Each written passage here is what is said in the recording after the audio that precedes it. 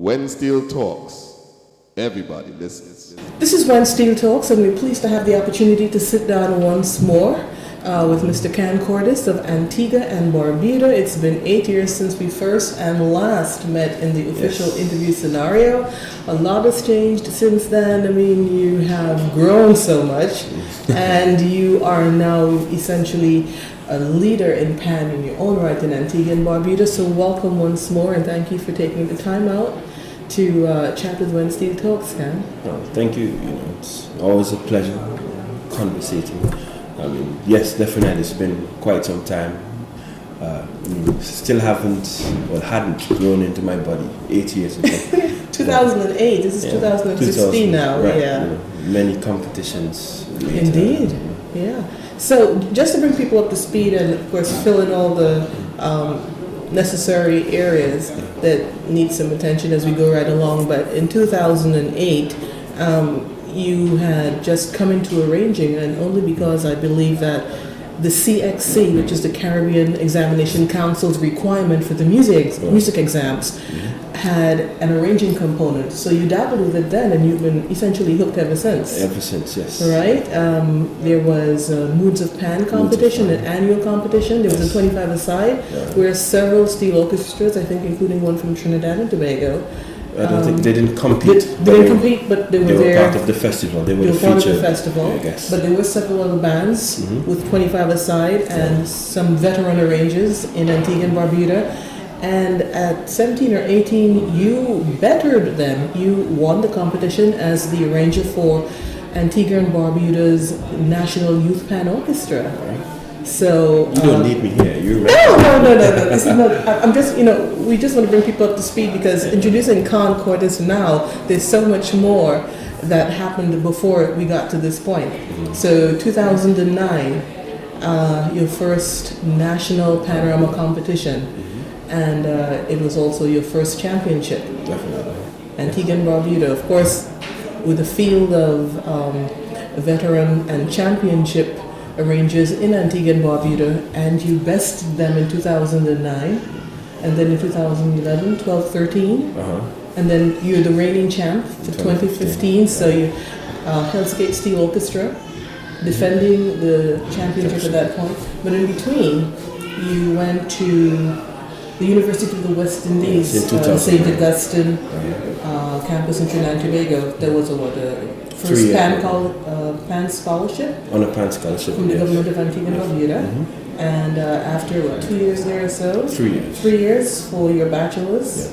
Yes. You then went on to Northern Illinois University for master's. For my master's. Yes. And you were co-director at times, and also you arranged for the NIU Steel Band. And I was the co-director for the All University Steel Band. All University, okay. You have graduated, master's. And that was last year, 2015. Yes. And now you're back in Antigua, officially a very young music master in your own right. So, take us along the journey, how you felt from 2008 to where you are now, 8 years later. Well, not much have changed, but a lot have changed. Yeah, okay. If that makes any sense. I mean, I'm still the same person, but with greater variety of knowledge, that I've gained at UWE, meeting some great professors, Dr. Janine Remy, Ms. Ramla, Professor Ramla, Satnam Sharma, a lot of great musicians that have helped pave the way that I see music, the way that I write, the way that I even perform and compose, right? Leaving from there, going to NIU, and then, being at NIU has been the great turn in the way that I conceptualize, understand, view music. Really focusing a lot more on some small intricate parts. I know at NIU meeting Leo was definitely a blessing. Meeting Cliff Alexis, there have definitely been blessings in my life. Meeting Dr. Remy as well, because she would have been one of the first persons to even mention NIU to you. I don't know if you know, but prior to going to UWE, I had no intentions of going on to do my master's. I always wanted to go to university. It has always been a lifelong dream for me. And through competitions in 2008 and how I've been developing in music, leading up to 2009, and being awarded the scholarship to go and do my bachelor's, things have just been continuing. If I want to use They've been this unfolding and getting just better. So I graduated UE with top of music, the top of the creative and performing arts. So I got a lot of awards while I was there, and also first class honors. Excellent. So that has been really good. While I was there, I did a recital. It wasn't required because at the time at UE we had to do thesis as our final project out of the university. But Dr. Janine Rami, she said, we want you to put on a recital. So I did a co-recital with Mikhail. Salsa? No, he's a percussionist. I can't remember his last name, but I'll probably remember later on in the interview. Mikhail, and it's that moment, having that recital, even though it wasn't required, allowed for Clifford Alexis, who happened to be in Trinidad at the time. He came to my recital and he said, after the recital, he said, you know what, it's late, but we need you to apply now. We need to get you into NIU. So I applied into NIU, got awarded the grad assistantship, and also because of how well I did in my bachelor's, the government of Antigua and Barbuda helped me through my master's as well. And NIU, excellent. So things have, as I said, it's been unfolding. While at NIU, I started looking at other styles of music, other areas of music. So definitely spent a lot of time focusing on the jazz. No, I don't consider myself a jazz musician at all, but I do, try to influenced by the style. Influenced by the style, meeting with Liam, he's a very cool guy, very cool guy. He always has the right thing to say, I find. And, he definitely geared me along some parts that I never knew that I wanted to go along. So essentially now you consider yourself a much more well-rounded, even though you're still learning. Yes. So talk about now your path of, you've returned to Antigua and Barbuda, what you're doing there after completing your studies at this point in time at NIU. Well, right now I am currently the head of department of one of the secondary schools, head of the music department. Okay. One of the secondary schools in Antigua.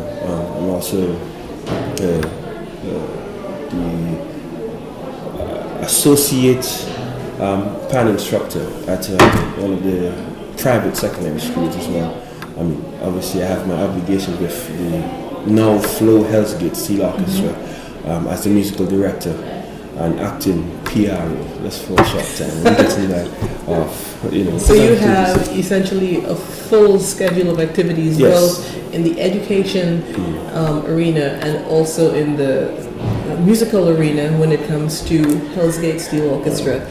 So there's work to be done in terms of course, defending Hells Gate's championship, which they won in 2015 with yourself as musical arranger. So a few years ago, like back in 2012, you had younger players coming into the band, more like 8 and 9, and so therefore it wasn't just necessarily the same set of veterans returning with the same skill set, but with a new slate of performers eager to get into the art form, and you had to get them ready for a championship, which succeeded because 2011 and 2012 you were champions. What is it like now? For 2015, were there still younger people coming in? Are you expecting the same for 2016, or is it more stable now, a core that's returning and just being filled out? Well, that is a hard question, and I'll tell you why. Because every year we do get new players. Right, Why? like every band. We have a school band that's active. So it's a feeder. Yes, so I am one of the directors of the school band as well. And, every year, I'm saying, when I say new players, I'm not talking just people wanting to come and play that have experience. I'm talking people who've never played before. Right. They would come into the pan yard and say, hey, I want to learn to play pan because last year I saw you guys on stage and it was part amazing. of that and success. They wanted to be a part of it. And if there's one thing that I admire about my band, Hells Gate, we don't turn away anybody. You know, they always give people a fair chance. You know, you go and you try to learn. If you can pick it up, then you get to play. If you can, then you know, try again next year. Start the school from. Now, for me personally, I prefer to use younger people because I'm really about education. I'm really about the education aspect of music. You know, I want everybody to learn the art form, not because it's fun to play, not because it's what I do, but because I think, this instrument that is still less than 100 years old has grown so much, has made so much development over the past, let's say, 80, 90 years, you know, that, you know, something coming from the Caribbean that has come out of our roots, you know, Caribbean roots or African roots, and it's something that we need to continue, you know, pushing the world over. When Steve Talks does a lot of it, if, you know, getting the word around about the instrument, then we must applaud for that. And what better to have new players who have that passion, that drive, you know, having come from yourself, from Hells Gate, from Antigua and Barbuda, and if they in turn go abroad and further their studies, etc. So you're part of that process. Yeah, so definitely to get them more aware, you know, about the instrument. Because when and a panorama time for me is not just about winning, and they can all tell you that. Because I would tell them, you know, if it means that we have to give up the win, just for me to get across, you know, how serious the art form is, you know, how important it is for us to learn, you know, whatever it is I'm trying to teach them. Because I've threatened them. In the same 2012, I remember on the night of Panorama walking off, you know, and I told them the band is not playing my song, my arrangement, because I didn't like how things were happening. You know, people just run around the place. I mean, a lot of them too. Most of the problems that I face is, you know, dealing with the older people. You know. So I tell them, listen, unless we get this right, the band's not playing the piece. Yeah. You know, and they called me back and tell me they're ready. You know. And they did it. Yeah. So your terms and whatnot. Yeah. So with the younger people, you know, it tends to be. I mean, yes, you have to run about a little bit more because they always want to play and that kind of stuff. But it works because it's a feeder in terms of excitement and energy that you can always draw from, even when you're getting just a little bit of pushback or maybe just a little bit of frustration with the more veteran skill set in the band. So it kind of works both ways. And if I may just add something there too, I mean, my goal is not to keep all of the players with Hells Gate because we're still trying to grow the art form in Antigua. Yeah, because you had mentioned that your stated goal at that point, and I presume it's an ongoing endeavor, was to get more of the bands that probably are like now defunct around the two islands that were a factor before, but due to finances and other constraints, they aren't functioning, and you really wanted to look at a revival and to foster that. So is that still part of your vision? That is still part of the vision. That is definitely part of the master plan. You know. the national landscape for the art form. Yes, I mean we definitely have, you know, what it takes, you know, to keep, you know, adding to what everyone else is doing in terms of plan, or things plan related, you know, development, the what's the word I'm looking for? The new innovations for the instrument. But right now we're still at a stage where we're trying to, and I'm trying to, get people more aware of just the instrument, getting them more aware of where we have come from, you know, as just the Antiguan aspect of it. So what is the public reception in terms of, you know, when you try to extend the growth of and awareness of steel band across the two islands? In 2008, if you had asked me that question, I would tell you it was okay. I can tell you now that it's far greater. I can say, if me going off to university, I've definitely inspired a lot of other musicians to also go off to university to study music, to even take the instrument to another level. I mean, Kareem King is another one that's he's now finishing up his masters at NIU. And there are a couple home now that are auditioning to go to NIU, some are auditioning to go to UU. So therefore you a great example for that. Well, that's what they say. I don't know. Well, I'm sure that's what it is, exactly. Yeah, but it's just for, we just had a Pan Week, they called it, the Princess Margaret School Pan Week, and that was everything Pan related, Pan building, Pan history, and the turnout was great. Okay. So things like these are what we try Really to do. work with it. Yeah. Okay. Briefly, one of your loves, or a few of your loves back a few years ago, were singing, saxophone, recorder. Is there any time in your life, or even in an informal manner, for any of these activities? Yes, they are, Okay. but I don't do the recorder anymore. Okay. Because I Yeah. left that in A long 2008. time, right?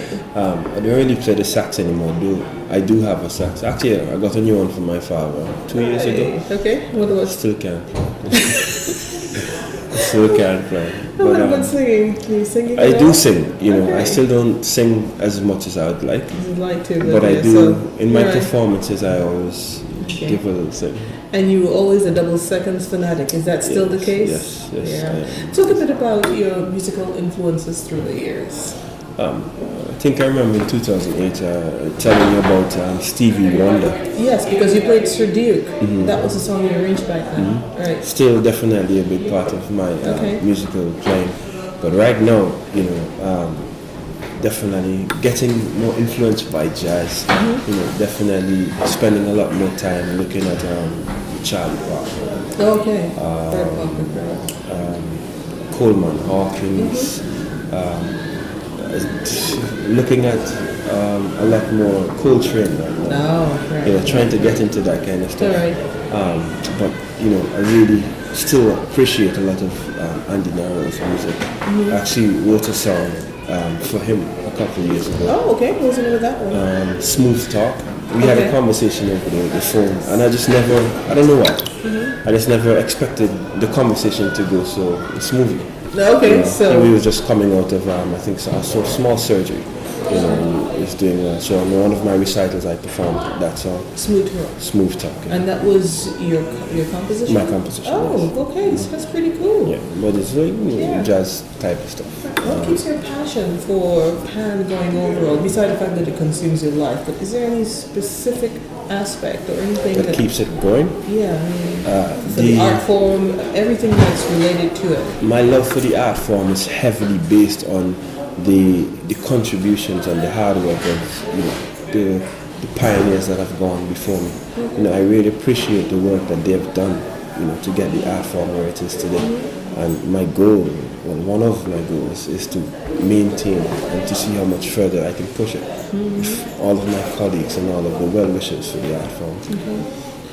What has been your most memorable experience in Pan today? I don't know. Let me see. I may just mention a couple. Yeah, it maybe doesn't have to be one. Maybe, well, definitely getting to play alongside Liam T. Okay. That's always been, because he's always been, you know, somebody that I looked up to, and just getting a chance to And be to in be the on same- stage, right? to be in the Yeah, same- yeah. You know, as I said earlier, he's really a phenomenal human being. There's also when I go on tour. So, you know, my first year at NIU, I went to the University of Ohio, University of Akron, in Ohio. I was a guest artist there. And then going to Texas last year. This year going to Philadelphia. So looking forward to that as well. Those are some memorable moments. But I would say probably my most memorable moments is they come with my mom, you know, who passed away last year, sadly. You know, she died of cancer, stage 4 cancer. But with her, she would tell me, like in every year I would go and say, Mommy, what do you think about this song? She'd say, you know, I don't like that song. I don't think that song's going to work. And every time she says that, we don't win, right? Not necessarily because of the choice of song, but, you know, something happened and we don't win. So, she'd say, like in 2012, she'd say, Juve Rhythm, she's like, you should play that song. That song is going to win you the Panorama Championship. No, 2013, so Vivian Richards, a lot of people are going to love that song. You know, in 2015, last year, we chose to do a song that's, you know, of more recent times. It was actually a song from last year's Panorama. But last year's carnival, and she wasn't well, but I spent a lot of time with her last year, and she said, I let her sit it down. She said, I never heard this song before. She's like, this song sounds good. It's very catchy. It's very catchy. I said, Mom, you think you can win it? She said, yeah. I said, no problem. But I always have a blessing, I always have a blessing, So, in addition to your mom, generally speaking, from 2008 when you really began to look at steel band as a serious component of your musical future to now, has there been any difference in terms of what your family thought of your involvement with Pan back then in the early stages, and now that essentially this is your path in life? Well, my mom, again, because when I first started taking Pan seriously, it's not that she didn't want me to, and she never really explained this to me until, just before she passed. She never told me to not play Pan, but she didn't really want me to go off and study music, because, and rightly so, in Antigua at the time, music wasn't something that, people would have said, okay, you'd get a good career out of it, you'd be able to make a living off of it, so everybody wants, everybody wants to be an accountant and a doctor. But more solid, more dependable. But she would tell me that, and then the next competition, she's there telling me, you have to make sure you dress the right way, you have to make sure you entertain the crowd. So she's always been supporting me in that way. And, she's definitely changed, over the years, and because now she starts seeing some of the opportunities that came about. From getting into university and getting a lot of help through scholarships, and things like that. So my mom, my family has always been, well, if that's what you want to do, that's what you want That's to do. good. What do you think is the greatest challenge facing the steel band art form right now? And as well as the current generation of pianists or professionals? I think we're still struggling with the acceptance, just a bit. I think there's still people who sees it as the badjan, instrument for the badjans or for the gangsters. There's some people, because I face that at home. There's some people, why do you want to play the steel band? But though that is changing, and it's changing fast. It's incredible because when you think of, the size of an orchestra for Panorama and what is put out on stage, there's nothing badjan at that point unless you want to be like nobody better than me and it's music you're putting out. Yeah, but I think it's just interesting that you still bump into that kind of. It's really hard to break tradition. That's why for some people it's like since I grew up, steel band has always been associated with that. But that is it's changing. It's changing. That's and pretty good. Rather quickly, it's changing. And I think that is happening because of the influence or the inflection of young people getting interested into it. And also the different genres being played on that. So is Panorama itself a curse or a blessing in your opinion? It's a blessing.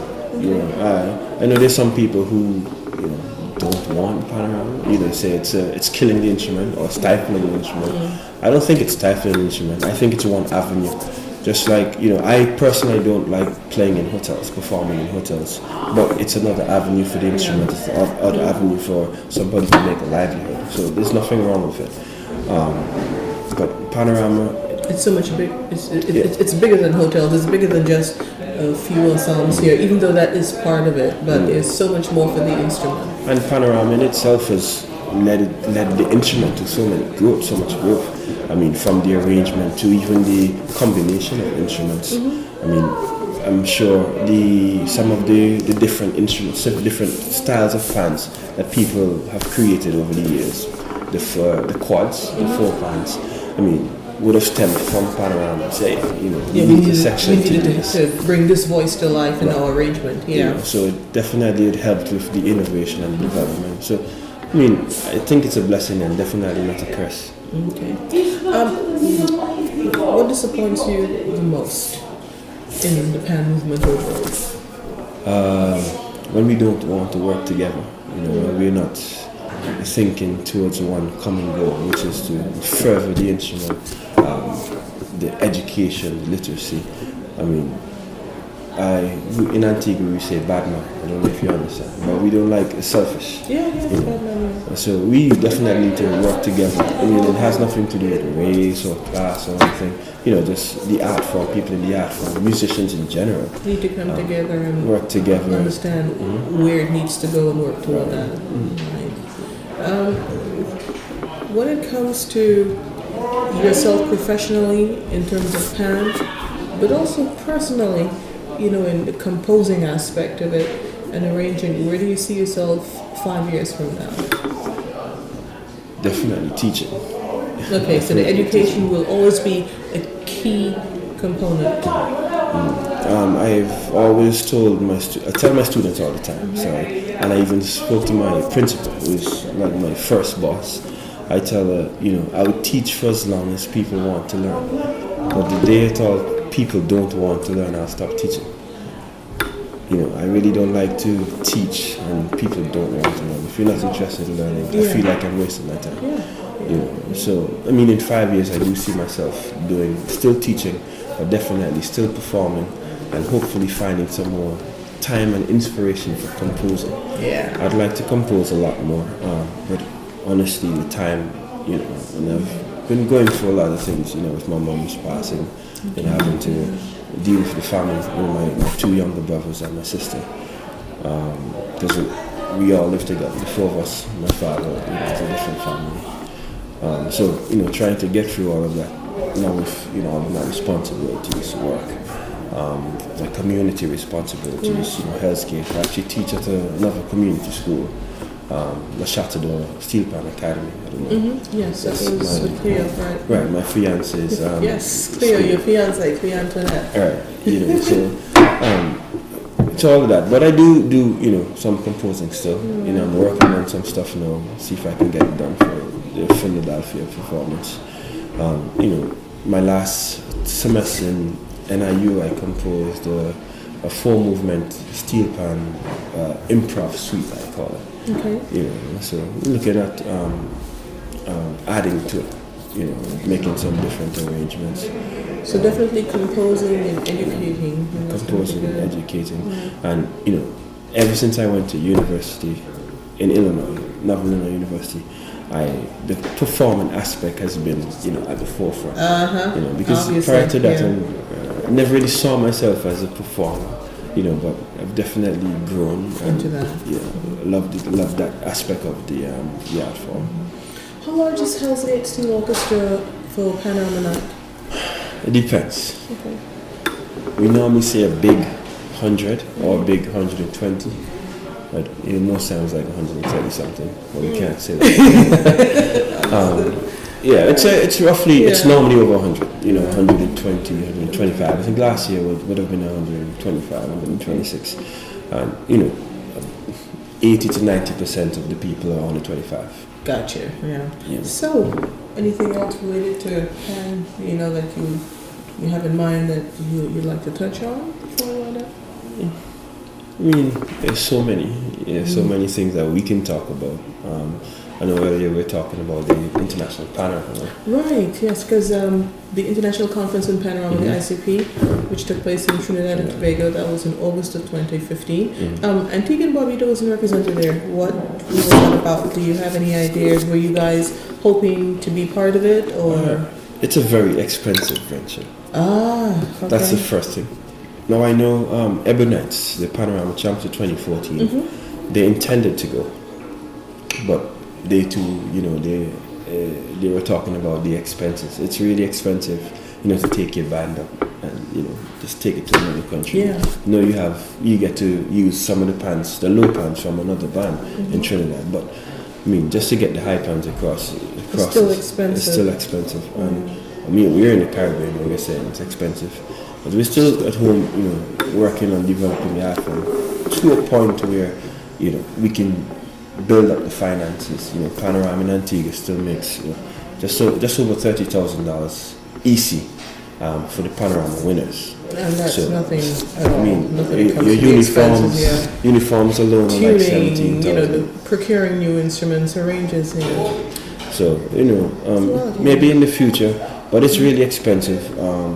I don't know if something can be done. I know they try to offset some costs, the Pancho and Bagel, but I think maybe collaborating more with the pan associations across the world, and making it an international body. Truly international body, Right. to see how That may when help. there's travel to other continents even as well, that can actually be just offset a bit.